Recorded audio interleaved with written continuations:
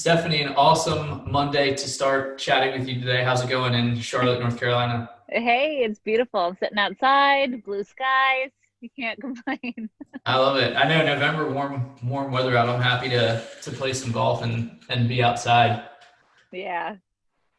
Awesome. Well, you had an awesome presentation in our 80/20 Academy, the Mastermind, and I almost finished watching that. I couldn't catch it live, but just so much good content and valuable information as far as how you run your business and how effective Facebook is. I know Thank that's you. definitely very welcome. That's definitely been a conversation that has come up so many times since the last almost 5 years I've been with InvestorFuse, even before that wholesaling of like, can you actually market to distressed homeowners on Facebook? And clearly it has worked for you doing a lot of business, which we'll talk about. So I definitely want to focus on that. And then you have an awesome, I see you like light up talking about it, like systems and processes in Ooh, your my thing. business. Yeah. So we definitely have a lot of good stuff to talk about. I'll kind of let you, go and speak on what has been successful for you, and that's going to resonate and help a lot of people here. So, to get an idea, Stephanie, what does your business kind of look like today, as far as the real estate side? Yeah, sure. So we're primarily new build construction, spec homes with like infill lots, maybe doing a couple lot splits, maybe three developments on the same street, kind of new builds. But primarily one-off infill lots and wholesaling. We're probably we're probably 70/30, 70% wholesaling, 30% new builds. That's been ramping up quite a bit. So right now we have, I think, 37 or 38 active new builds, various stages, either, getting lot prep versus, putting coming up from the ground and then some on the market. So the kind of the whole gamut. And then wholesaling, pretty high volume. Total deals this year were right around 160. I think we got our 161 contract over the weekend.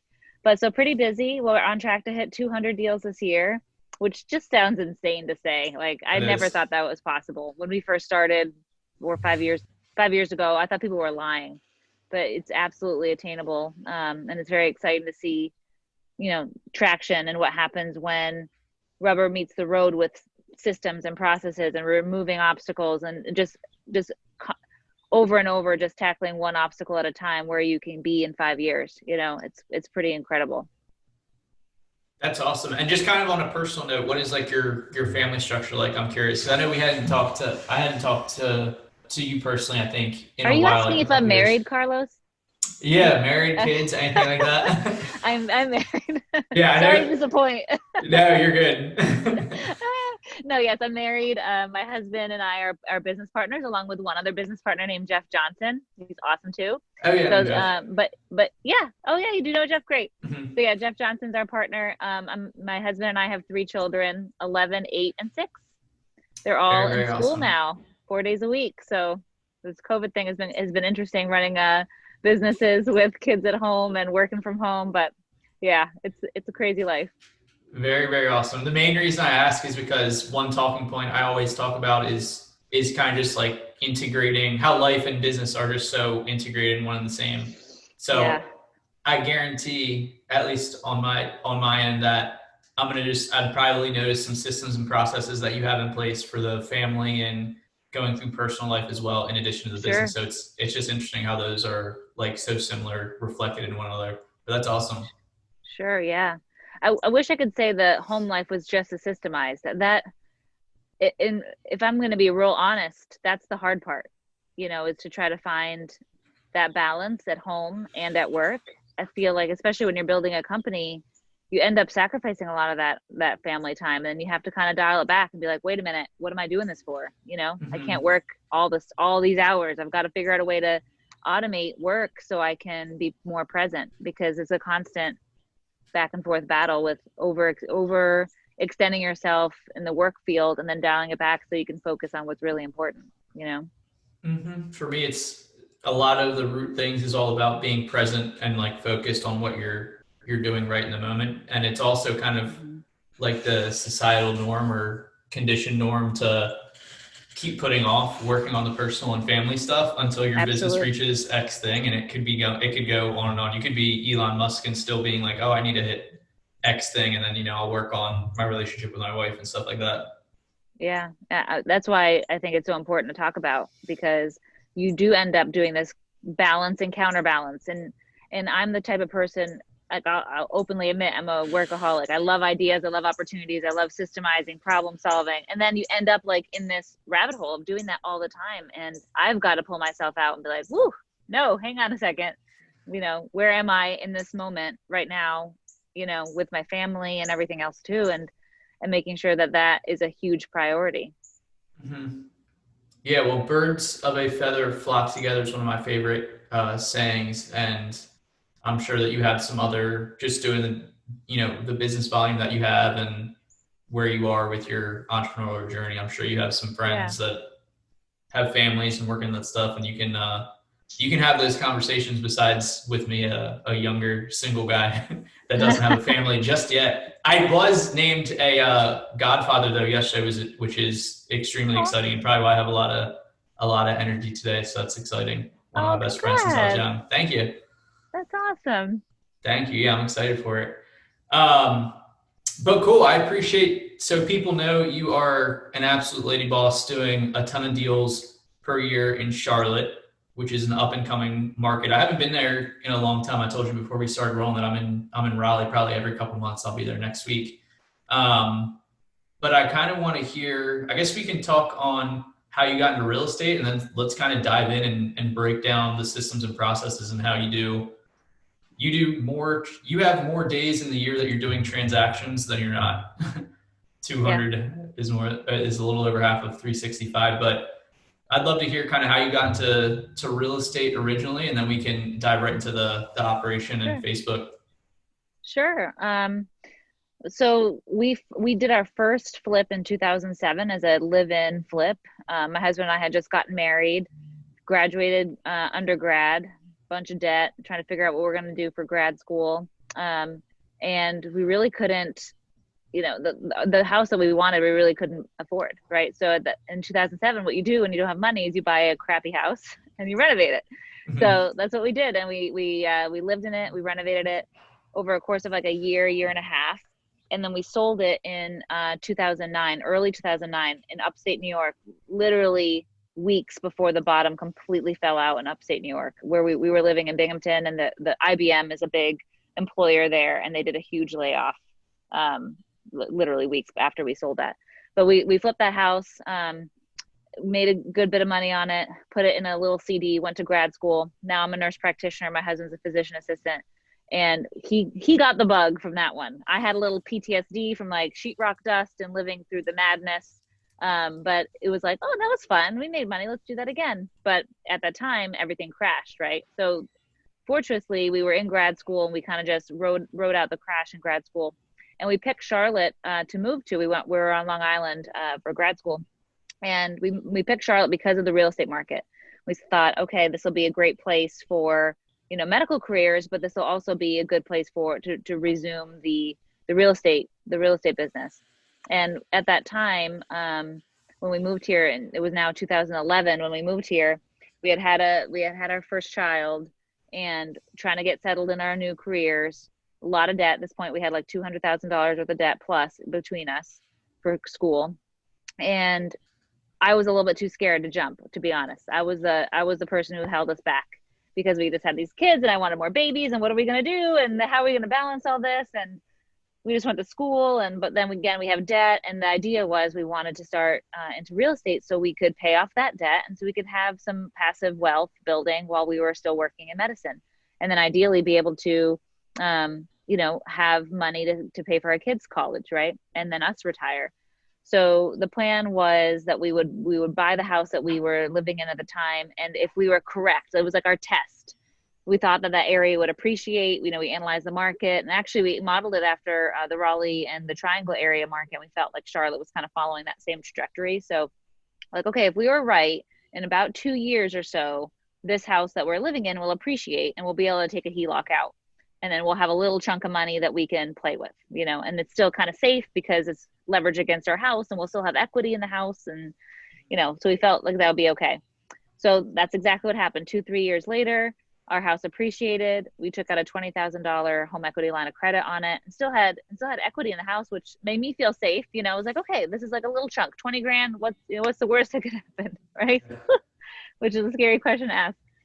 And then in 2015 or so, we got our first deal. So 2013, we bought a rental. 2015, we got our first deal, and we got it off MLS. We took that money and we used it primarily as a down payment on the second house, right? This rental, and that kind of hurt. You're like, well, darn, all that time for the house to appreciate, and then almost all that money goes for a down payment. Like this is gonna take forever, right? Because when our plan was to have 3 rental properties per kid. We have 3 kids, so we're like, okay, we want 9 for the kids. They'll pay for college and weddings and things like that, and then we'll need 3 for us for retirement. But that money went, right, and we're like, how are we gonna stack more cash to be able to buy more quicker? It's going to take us 20 years to do it this way. So that's when we started learning a little bit about private money and flipping with private money.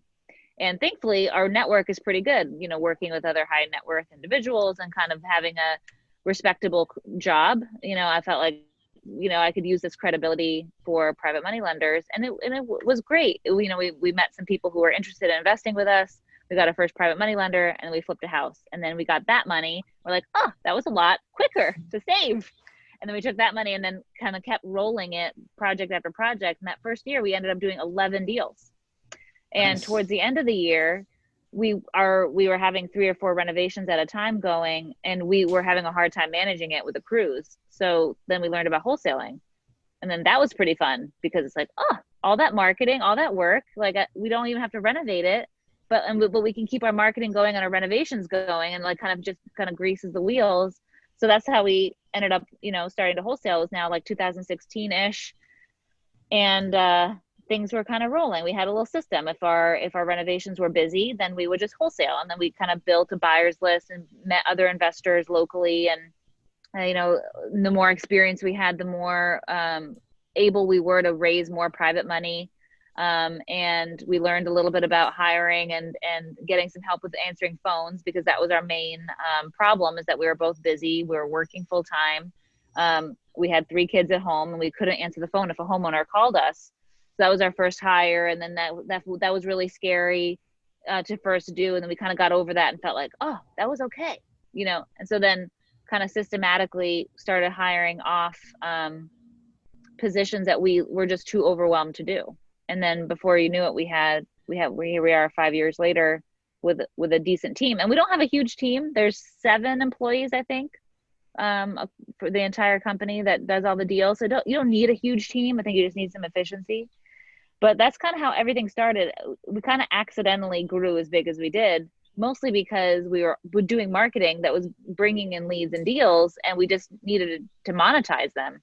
And then once we were kind of this far, then we're like, well, why don't we just keep doing this, right? So we actually took a little, in doing that and growing the wholesaling side of the business, it actually made us go a couple steps back with our acquiring rentals, because we wanted to stack that money again. Like all of a sudden we're spending more for marketing. We needed to sell to be profitable, and we were afraid to bring on too much overhead with rentals. So we actually did take a step back and caught up last year.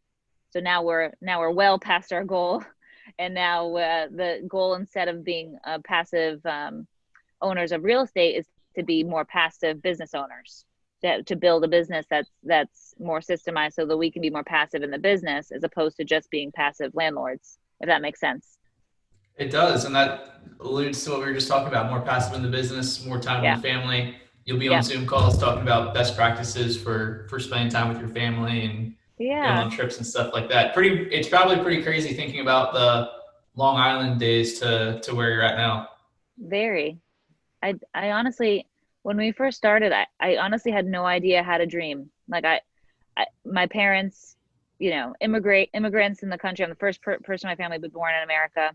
My mom is 100% Italian. My dad's 100% Norwegian. And if you know immigrant families, really that what you do is you go to school. And you be a good girl, go to school, get good grades, right? Like that was the thing. And I didn't really know what is possible. I didn't even consider business as a viable option, even though of course I knew people could be successful, but I just didn't realize that this was an option. So when we started, I had no idea how to dream this big or learn how to build a business this way. So it's really exciting to see what you're able to do one step at a time. And it's really exciting to see what you can do if you dream big enough too. That was a big lesson for me. It's like, think bigger, it's pretty cool. I love that. And I'm definitely getting a lot of energy and inspiration from that. I'm lucky I get to talk to a lot of successful people like yourself. And I always just keep those in my mental programming and operating system to build that. And that's such a huge first step as someone that talks like mindfulness and thinking about stuff like that. It's still something I'm working on myself, but that is a massive first step, guys, being able to believe and then breaking it down into like maybe steps that are still scary, but they seem like attainable. Like Stephanie and her husband, they're like, all right, Charlotte looks good. We're going to buy this house. Worst case scenario, it's kind of like an appreciation play in 2 years. As a nurse practitioner and a PA, you guys are probably relatively into like data, numbers, experimentation, stuff like that. You're like, you know what? 2 years, this is going to be like appreciation. It's going to appreciate, X amount. So worst case scenario, we'll either like break even. You have a vision for like one rental property for each kid, which is absolutely amazing, and love hearing that. So it's cool how you're able to set that vision, some data, looking at it as an experiment, which I like to do with a lot of things in my life, and staying lean with both your marketing costs and your operation of only 7 people. And kind of like you said it pretty well, that you accidentally got this big of doing, on pace for 200 deals a year, which does sound absolutely crazy. I talk to people that do high volume. It's still crazy for me to hear that all the time, but very, very cool story and very inspiring. So I'm glad that you were able to share that. I think it's really important to, what really opened our mind up and kind of taught us how to dream big is to be out there and talk to other investors and be in different communities where you're exposed to different types of people. Like that saying, you are the sum of the 5 people you surround yourself with, right? Or you're around the most, is so true. Mm-hmm. And I was so excited that there were these communities that I could be a part of and talk to people and be like, oh my gosh, look what these people are doing. I couldn't even think of that. And then all of a sudden you get to do it and you kind of figure out how to do it too. So you of course need to have some sort of vision for what you want in your life and what kind of, what you want to do long-term with investments and things like that. But then I think you need to also go out there and find people who are doing crazy things and just talk to them. And it's incredible what people are doing. And then you get that same permission to do it, right? You're like, if they can do it, I can do it. And I think what you realize is that people who are successful are not geniuses. They're literally people who, well, of course, that people have to be smart and like do make good decisions, but not even all the time. But most of the time, people who are successful had the cojones to dream big and then to take a step and to not give up. One thing after another. But they were the ones who were crazy enough to think about going that far. And then you kind of, all the trees from the branches from the trees grow, right? Like then the next person's like, oh, they did it, so that I can do it. And then you end up inspiring somebody else, and then take your idea, whatever, to the next level again. So I think the network is just super important. Listening to the podcasts like this and going to masterminds, and it's a big part, I think, of your trajectory. Mm-hmm. Yeah, getting like the proof of concept, like going to a real estate meetup or something like that, and you just keep getting a proof of concept from every single person. And obviously there's some mechanics and like specifics, one specific strategy like we're going to talk about today is like Facebook and stuff like that. But really the foundation and basis is like, you're telling like your logical brain, this can be done. If this person can do it, this person can do it, this person can do it, I can do it. So that's really, really awesome to hear. Yeah, and it's not like just the trust fund babies, right? It's like the people with the W-2 jobs, the people with the debt, you still can do it. Love it. So let's talk, Stephanie. I know you mentioned that you got the staff of 7 currently, which is very lean for the amount of volume that you guys are doing. But I guess if the majority of those deals that you're getting are from Facebook ads, let's talk a little bit about like what led you to doing Facebook ads, because we know everybody's on Facebook. It's like crazy how many people are on there. But I guess it's not a traditional, like in that range. I guess it's like the age of the guru, the Dominion Group, a huge firm here in Baltimore would call it, when they're kind of going through the different ages of real estate. And that's when Yeah. I got into wholesaling with Dan in end of 2013 into 2014. So we're around the same. We got into wholesaling around the same space or Yeah. same time area. But a lot of the people were pushing, direct mail, everything like that. Cold calling and texting wasn't as popular then. So I'm curious what led you into Facebook and essentially how you found massive success with it. Yeah. So I still think all those other channels work too. I think it's just a matter Yeah. of sweet spots and things. But in 2016, really after we had a little bit of success in finding a deal and kind of figuring out what the heck we were doing, at least a little bit, Facebook kind of started with really just documenting our journey. So we started a Facebook business page because I was kind of self-conscious of how much I was posting on my personal page. And I was like, oh, maybe I'm too salesy. I don't know. Maybe this makes people uncomfortable. So I just made a business page to keep track. So if people were interested in what we were doing, they could just follow there. And that ended up being great for private money lenders and great for other vendors and great for finding contractors and like establishing a presence. And then, my mom was talking about it and she showed my grandma and I was like, okay, if my mom and my grandma are on Facebook, that is the age demographic of our homeowners. So the homeowners that we want are on Facebook. And it's such a competitive market and like you're battling for really just to be a little bit better than the next person. And I was like, there's got to be a way that we can find people on Facebook too. There's just got to be. They're there. They're obviously there. So how do we appeal to the audience? So first we just really started appealing to them by having like a credibility packet with a business page, right? There was just somewhere to go. There was videos of us to watch. We would direct homeowners to go look at that. Like if they called off something else, a different marketing piece. Like, oh, do you really do what you say you're gonna do? I'm kind of like concerned about this process. I was like, well, check out our Facebook page. So people would check our Facebook page, watch our videos, goofy, me and my husband just being weirdos, I don't know, going through houses, and people loved it. And we would get to these houses with people and they would say, oh my gosh, I watched all your videos. I'm so excited you're here. And it was like they knew us. And I was like, okay, there's something here. So then we started advertising. And again, in 2016, this was not a thing. There was no course on how to do this. So I was just like, I'm going to just try to figure it out. And it took me a while. It took me a while to build an audience, to kind of get it up and running, to get it converting. And then we started getting more and more appointments and people again would feel like they knew me before I even got there. And at that time it was just my husband and I doing appointments. And they were like, oh my gosh, I can't believe it's you. I'm so excited. And we're like, okay, what do you mean? Who else would it be? But what ended up happening was we portrayed a locally owned and operated business with reliable, personable people that you could relate to. It was like safe to talk to me about your house, right? Like it was just Stephanie coming. It wasn't like this big intimidating thing, and it was okay. So that was like the edge, right? Like we could just get in the door, and that's all I wanted. I'm like, just get me in front of more sellers. Let me just talk to more people. Let me hear about their problems. Let me see how we can help them. And if you can portray yourself as a safe place to come talk or to like share that embarrassing distress that you're going through, like people don't want to talk about distress, right? But if it was like a local, reasonable, approachable people, then maybe it's okay. Maybe it's not as scary.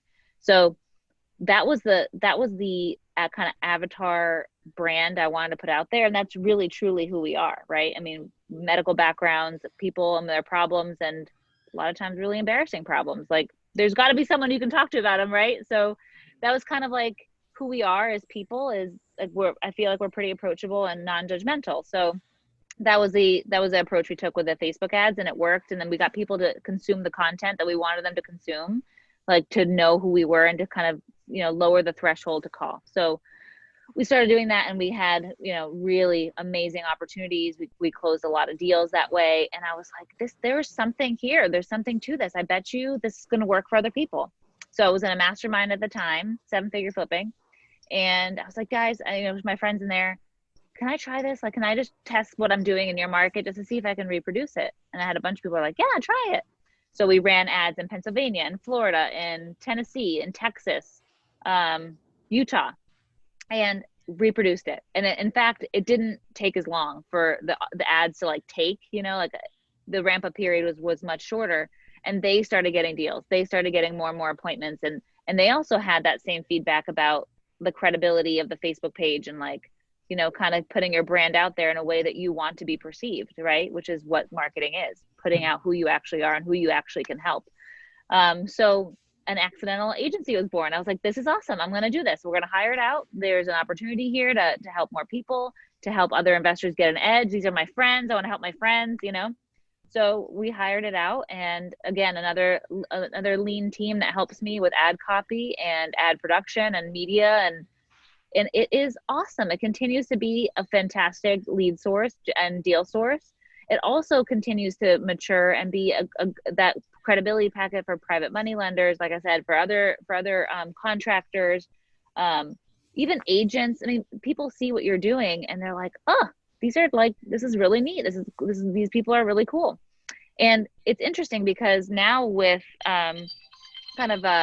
Open Door and OfferPad and some of these other iBuyers, Zillow, it's almost been a little bit more normalized now that you can sell your house off market. But I think people are still looking for somebody who understands them.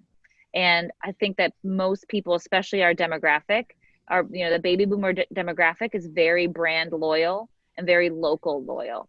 So we can overcome and we can beat these giant hedge funds with just being real and local and have a personal connection. And that has been a really powerful lesson, I think, for me and, you know, other clients out there, other real estate investors, is that people want a connection and they want to be understood. And they also want the best deal for their house, right? But our demographic, you have to understand how they behave.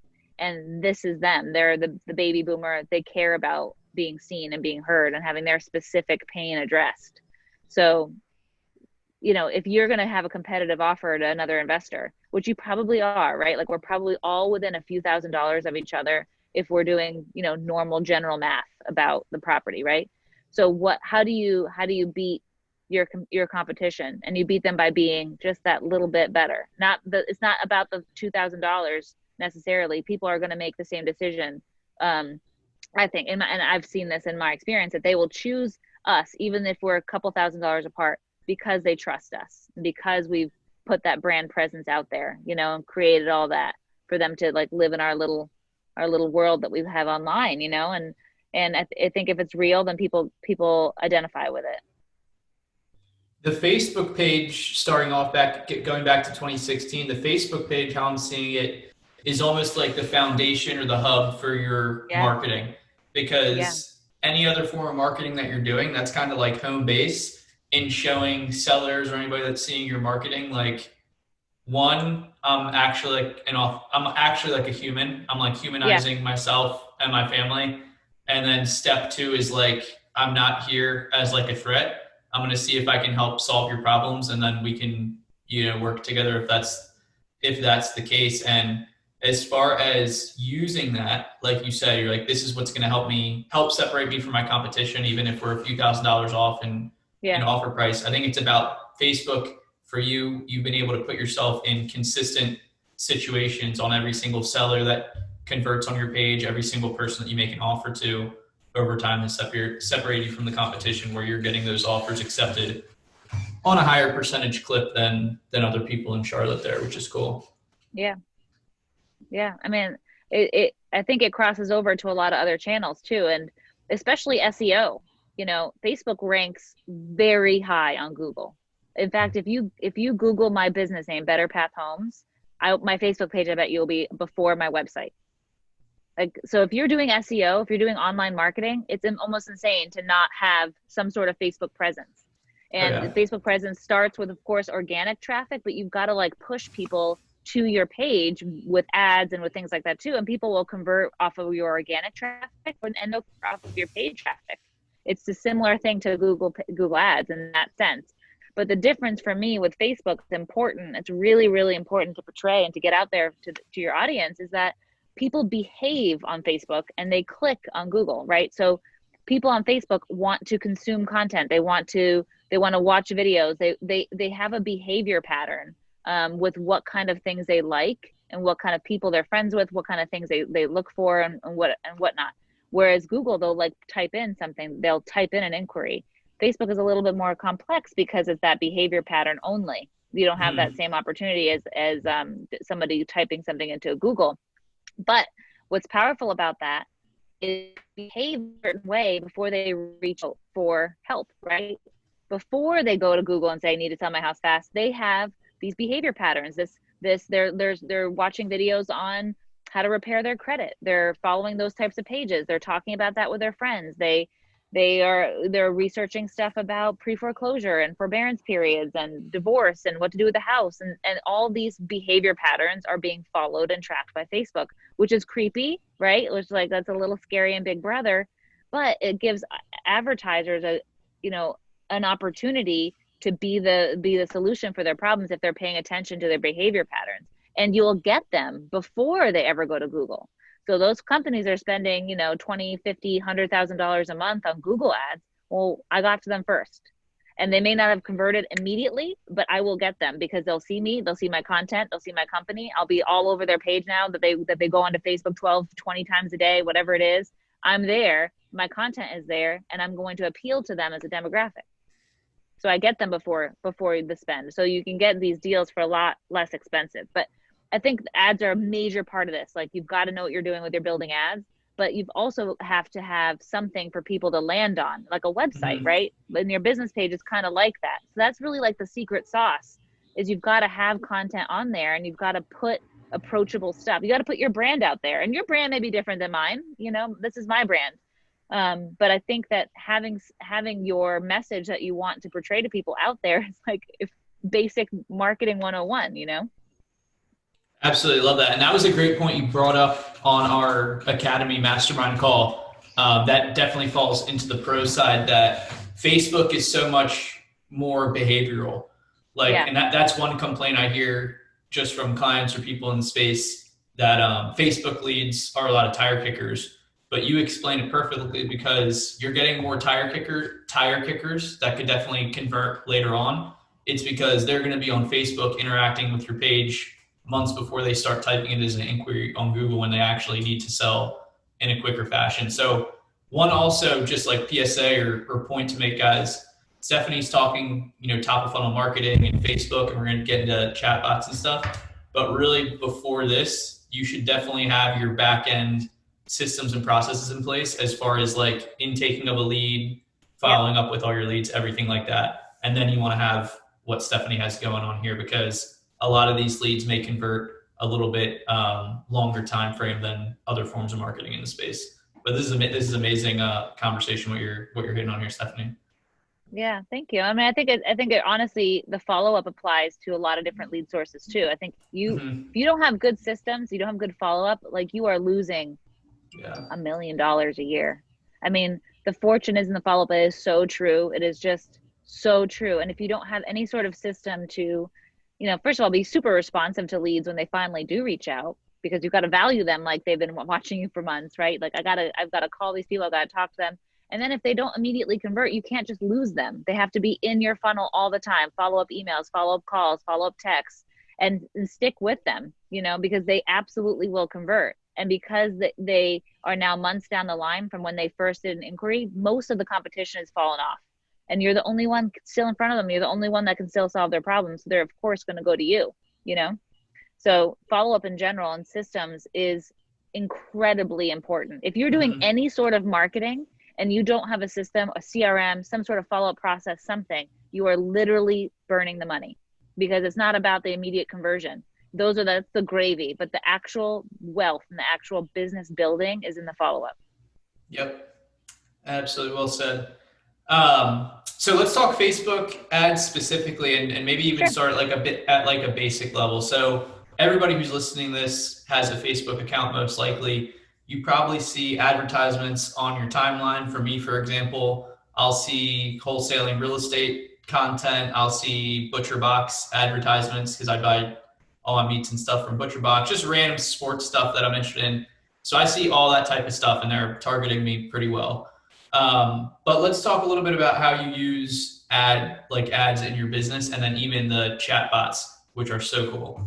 Yeah, sure. So I think the best approach for Facebook marketing is with funnels. So what I mean by that is I usually have 3 or more, depends on the market. If you have a really small market, you can get away with 2.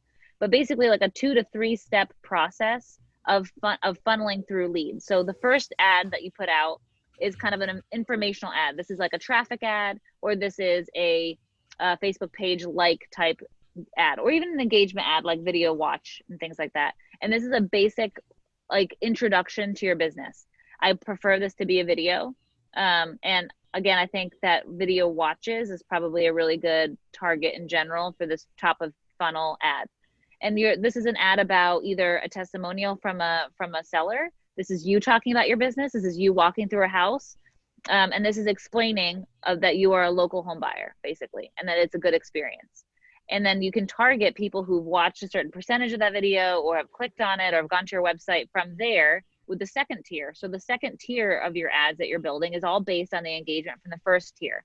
So what that does is it eliminates these people who are accidentally going to click, these people who aren't really your market. And it also reduces the dependency that you have on Facebook interest targeting, which is a completely moving target.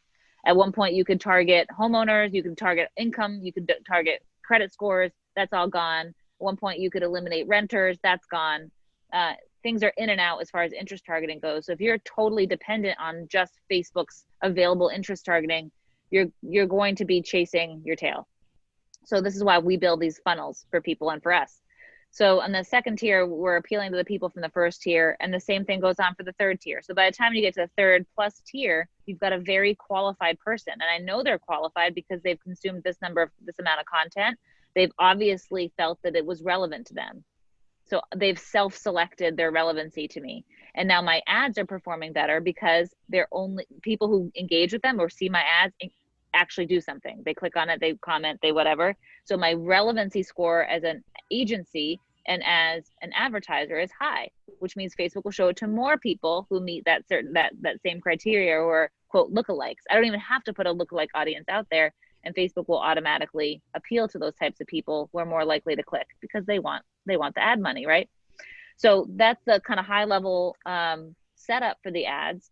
And then what we put on there is like a little extra sprinkle, which I get super excited about talking about, is Facebook Messenger ads and Messenger bots. This is a way of engaging one-on-one with people who are, interested in your company or interested in hearing how to help them.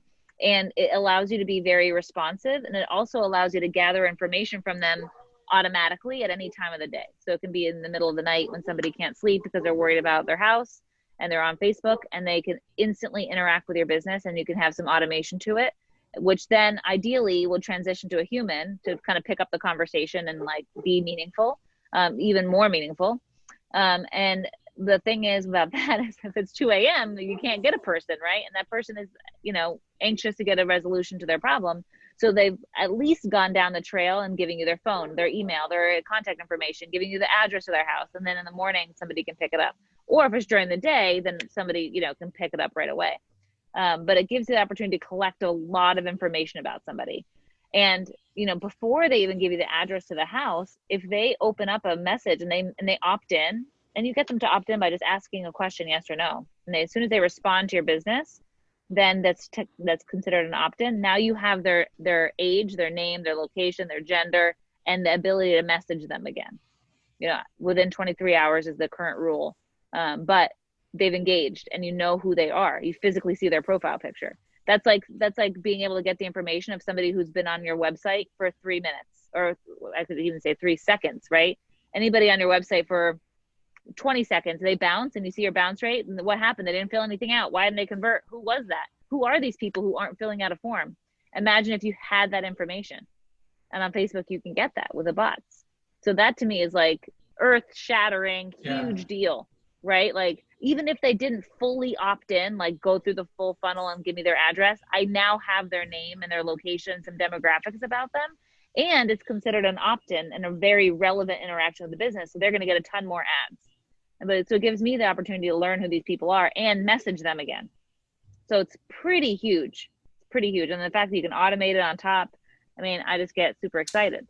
Yeah, it just makes too much sense. And from a high level, guys, it's just like you're getting so much information and data on them, but even taking a step back, it's you're fishing in a pond where so many people are. It's just every single fish that's swimming around is in that pond, and you're meeting them how they want to be met for the most part. Exactly. And if they're Yep. opening up 90% of messages, it's just like, it just makes too much sense. Especially just hearing it now, I'm like, damn, it's Right. the perfect bolt on or really foundational marketing piece to your business of just showing like you're human, automating some of the interactions and having as many quality conversations as possible. And that's what it, you know, boils down to is how many conversations can you have with homeowners that are relevant to you, right? Like how many conversations can you have with people who could use your services? That is like the number one goal, right? If it's sales conversations over the phone or if it's in person, marketing, when we're marketing, that is the number one priority, is to facilitate as many conversations that we can with our target audience, then have it be as easy as possible. So that's, I mean, I think Facebook is such a huge opportunity to do that. And they can be having conversations with you without you even knowing it, right? Like by watching your videos or like talking to your bot, you know, it's pretty awesome. I absolutely love that. And then you also take it a step further too, and work both sellers and buyers, broadcasting to audiences. So you do a ton of cool stuff Yeah. on So on same thing is Facebook. applicable. I don't know if you're on like Mark Zuckerberg's payroll or everything, but or anything like that. But you just do like a ton of different stuff. And also, I'm gonna get into some metrics here for you guys, Stephanie. Anything that you're willing to share, but I do have some where your cost per deal is extremely low, and even your cost per lead is really really low, and your lead to deal ratio is slightly lower than traditional wholesaling routes. And again, guys, I'm gonna reemphasize all this is because Stephanie has been doing this for a long time. She's been on Facebook for a long time. And she also has a back end that's awesome as far as lead intake, qualification, and follow-ups in place. Because if you don't have that, your cost per deal is going to not even be close to this. Yeah, that's it's a really big part of it too, for sure. For sure. Do you want to touch on a little bit like broadcasting to audiences, and also how you're able to do some stuff on the disposition side, all from the same Facebook page, which is interesting. Yeah, so we have the same opportunity here with buyers. So Facebook Marketplace is like the new Craigslist, right? There's a huge opportunity there to post properties that you have available for purchase, for wholesale purchase, right? And now the rules as of the last few months is you have to post an ad as a business in the marketplace. Before you could post for free as a business, but now you either have to post personally or you have to pay for an ad for the marketplace ad, which is super cheap, by the way, like $2 to $5 a day per ad. And you'll probably spend half of that, honestly. So what we do is we post deals on marketplace via our business, and we hook it up to the Facebook bot so that when buyers inquire about the property, they get some automation with it and they're in our audience. So my buyers list for Facebook is like 9,000 people, 1,000 people in different market, whatever it is. You can easily build a huge buyers list directly on Facebook with posting these marketplace ads, which is like what everybody told us to do with Craigslist years ago. Like post with those dummy ads or ghost ads, they call them, right? You post an ad, people inquire, now you have a buyers list, right? Well, now you can actually post a real deal or a ghost ad if you wanted to on Facebook. All your buyers are there. It's an incredible opportunity for investors. We're all on Facebook, right? And they see a property that they're interested in, they opt in, ask for more information. They can see pictures, they can schedule showings. You can even automate it with electric lock boxes, or put them on a calendar for your disposition rep to go show them the property. Whatever your internal process is, you can facilitate with a bot. And now you get more and more people opting on to your messenger audience. So when you get a deal the next time, you can post it on Marketplace, sure, but you can also blast it and broadcast it to your buyers list. It's about $0.01 a blast, and that open rate is insane. So now you can build like a separate buyers list, in addition to the marketplace ad, in addition to your email list. Now you can blast it on Facebook, and you know that open rate is like a text message. So you can get a lot of people, and you'll sell more deals. You'll absolutely sell more deals if you're doing it on marketplace as well. It's crazy. Absolutely crazy. Yeah, the systems and automation you have in place for marketing to sellers, marketing buyers, and the acquisitions and dispo leg is so incredible and awesome to hear. I could probably talk about this stuff all day. to give people a taste of what your costs look, I have some from the mastermind call here. It looked like the cost per deal was roughly $700. Could you kind of give an idea, Stephanie, of like what it looks like as far as what you want to be spending in Facebook for those that have maybe like tinkered with it or are looking to get into it? What does that cost look like? Yeah. So when you're first launching, and you don't have a ton of great systems as far as your back end goes, I would anticipate a cost per deal of around $2,500. If you're less than that, you're golden. Most of our clients are right around like that $1,500 mark when they're first starting, and then as they go, their follow-up channel becomes so mature that those now start converting, and now your cost per lead goes down exponentially. But when you're first starting up, I tell everybody that you've got to have that kind of budget and at least a 3-month runway to totally launch it. And you're going to convert probably 1 in 15 to 20 leads out of the gate. Now, the way you can influence that and reduce your conversion ratio or improve your conversion ratio is by doing these extra things like bots, like your business page, having your systems on the back end, your responsiveness, how quickly you're reaching out to people, and what modality. Are you reaching out to them on Facebook? Are you reaching out to them via phone, text, email? Like, how responsive are you in the get-go? Are you calling multiple times? When you bolt on those systems, then your efficiencies are so much better, and your cost per lead, your ratio, all that cost and everything comes way down. But you've got to start somewhere. So that's why I tell people, anticipate that and then tackle one problem at a time. First, most of the problem that people come to me as is like, I need more leads, right? So we solve that problem. We're going to give you more leads, and then we're going to, slowly get more and more efficient and more lean, and then you'll be more profitable.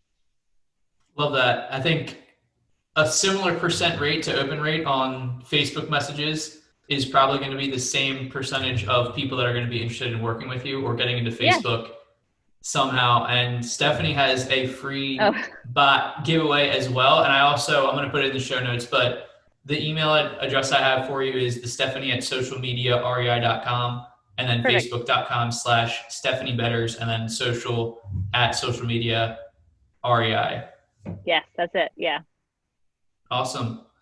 Well, Stephanie, this has been an amazing interview thus far. I'm kind of reeling myself in a little bit here because I could talk about this stuff for a long time. I want to be respectful of your time for the hour that we have. I want to be respectful of time for the hour that we got blocked off. But I'm curious, just to end things, what does the vision for the rest of this year and next year look like? Because, guys, some of the key things that I heard from Stephanie was setting that vision at the beginning when they're up in cold Long Island, getting to a house, biting off something that's like scary enough but attainable, getting a house that they thought was going to appreciate in a couple of years, setting the goal of getting a rental, 1 for each kid, and kind of getting their way into wholesaling and never looked back. So I'm curious what type of vision and goals you have for the rest of this year and 2021. So as far as business goals go, and vision for constant improvement, right? I always want to be getting better and always going to, step by step being better, more efficient. But I think that the major thing that everybody has to tackle this coming year is going to be dealing with virtual business. So appealing to people on that virtual level and dealing with COVID, right? So who knows what's going to happen, but I think that people who will be successful are the ones that are positioned to pivot if they have to go 100% virtual. That was something that we did in April this past year, really for all businesses. Like I can't travel and talk to people the way I like to before, and the same thing goes with our mother company, the Better Path Homes. We have to be able to meet people where they are. So we have to be paying attention with what their comfort level is, how they sell their house virtually. How do we get money when lenders stop lending, and being prepared for that. So most of our business processes moving forward are going to be focused on what we can do virtually, virtual showings, and continue that. And then new builds, we have that same struggle with showings, right? Like if we put a new house on the market, how do we sell houses before people have to go into it? So we've done a lot of things like Matterport boards and staging and virtual staging and COVID safe showings and things like that. I think we all have to address that issue moving forward. So my goal really for next year is to incrementally improve my margin. So I'd like to be at a 40% margin for our businesses. We're getting there. We're getting close, but little by little, I want to increase that margin. I think the way we do that is by being better and being more efficient, and then listening to what's happening in the market and listening to that feedback from the homeowners on what they need right now. I know that's kind of broad, but I hope that answers your question, because Definitely does. I think it's applicable to everybody. Absolutely. Constant, never ending improvement. And life is an experiment, just seeing like where you can get more efficient in Yeah. both life and business. So I know that you'll be, after today, just some slight accountability, just hearing you talk about towards the beginning of the interview. I know you're going to be working on the personal side too, as we all should be, because that's the Yeah. most important thing in life. And that's why we all got into this business or whatever you're doing for Yeah. career and work. That's really what we did at the end of the day for most people. I So had a bunch of travel goals, but I don't know if I can do that yeah, now. me too. Last New Year's we were in Paris, and we had an idea of like going somewhere else for New Year's this year. But that kind of stuff, we're big travelers, and I love doing that. But so that's kind of gotten a little bit of a a backseat. But that being present and home time and off time for sure is super, super important. Oh yeah, that's what it's all about. Well, Stephanie, I genuinely appreciate the way you choose to live your life. I have so much Thank you, Carlos. energy and inspiration after this interview. I'm going to go for a jog after work or something today. Um, but yeah, awesome stuff, guys. Stephanie's contact info is in the show notes, so definitely connect with her. And I think you guys got some applicable nuggets and extracted a lot of good stuff from Stephanie to help you guys both in life and business. So thank you guys for listening to this, and have a great rest of your day. Thank you.